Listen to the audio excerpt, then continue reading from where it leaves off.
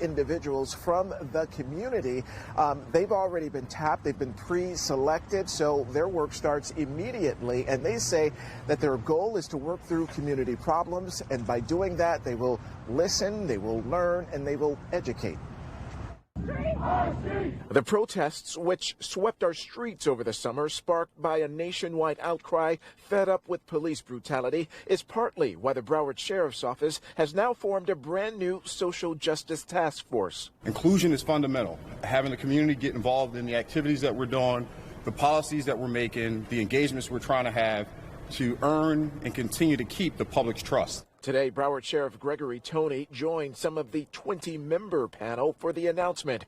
The group is made up of community activists in the Black, Hispanic, and LGBTQ communities, along with retired judges, police, and clergy, all with one goal in mind. Identify issues that they see in the community, and then be able to bring that back to our task force so that we can try and resolve those issues before they escalate. Our role is to be a voice for them so that the legislatures know exactly where we think this should be going. The Social Justice Task Force will not impede or step on the toes of the Civilian Review Board, which is currently being formed by Broward County officials to review claims of officer misconduct. However, the body of volunteers tapped from the community will have a strong voice in preventing problems, reforming policies, and funding decisions, among other things. It'll be many micro sessions of just information sharing. How does our homicide unit function? Crime scene, training, sharing things that these people behind us can be the best advocates and taking that back to the community. There have been no limits placed on what we can say.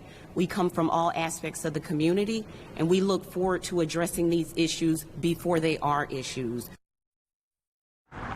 And these are members who are already living, working, and out in the community, working with people directly. So they have an idea on perhaps what the problems are that are brewing, and they can take those issues directly here to BSO. It's a 2-year commitment for this task force, and they plan to meet at least as a body once every other month.